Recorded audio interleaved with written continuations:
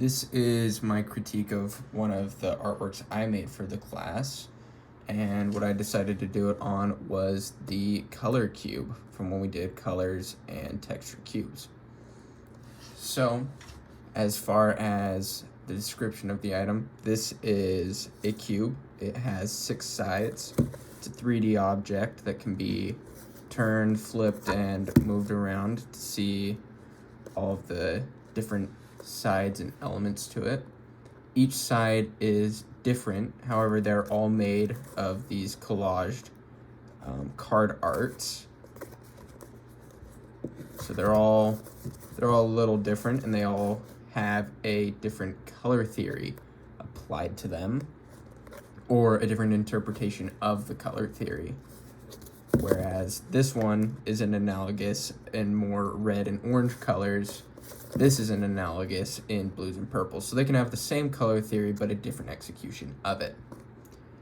I'd say it's more of an abstract piece because there's not a necessarily a unified theme throughout it. It isn't literally representing anything other than just taking existing things and creating color forms out of it. The first thing I noticed when I look at this piece is the 3D aspect of it. You can see, looking at the top here, that there are actually cards collaged on top of each other, so it stands apart from itself.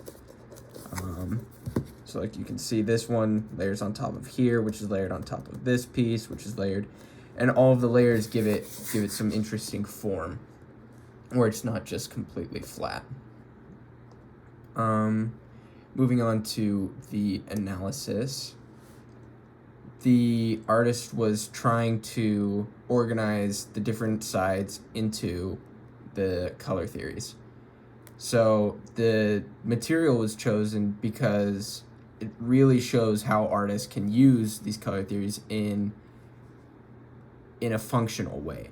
So a lot of these, from the perspective of the game, all belong to similar themes or gameplay, which is why they all end up sharing similar colors. So here we have a complementary red and green style, and a lot of these cards are pretty similar in the game, even though they're completely different.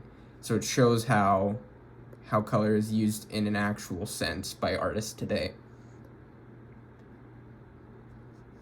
This work, it's pretty accessible. If this were to be displayed somewhere, I'm sure it would just be able to be grabbed, and all of these assets are existing and in abundance. None of these were expensive cards that were used. These are all very easy to get access to. Someone could make an exact copy of this project for, at most, like 75 cents, as well as being based on top of cardboard, which is everywhere as well.